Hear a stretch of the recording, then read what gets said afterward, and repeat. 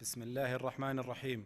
صاحب السمو الملكي الأمير محمد بن سلمان بن عبد العزيز ولي العهد نائب رئيس مجلس الوزراء وزير الدفاع، معالي قائد الجيش الباكستاني الفريق الأول الركن قمر جاويد باجوا، أصحاب السمو والمعالي، تنفيذا لأمر خادم الحرمين الشريفين الملك سلمان بن عبد العزيز آل سعود حفظه الله بمنح وسام الملك عبد العزيز من الدرجة الممتازة لمعالي قائد الجيش الباكستاني الفريق الأول الركن قمر جاويد باجوا، وذلك تقديرا لجهوده المميزة في توطيد وتعزيز أواصر الصداقة والتعاون المشترك وتطوير العلاقات السعودية الباكستانية.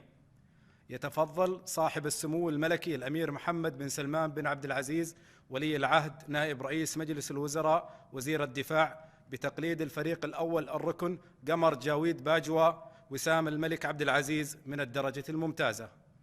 YouTube पर Googly TV देखने के लिए youtube.com की सर्च बार में Googly TV टाइप करें। Googly TV के पेज पर सुर्ख रंग के सब्सक्रिप्शन वाले बटन पर क्लिक करना ना भूलिए। YouTube पर अपलोड होने वाली वीडियो से बाखबर रहने के लिए बेल आइकॉन पर क्लिक कीजिए। आपको हर नई आने वाली वीडियो के बारे में नोटिफिकेशन मौसूल हो जाएगा।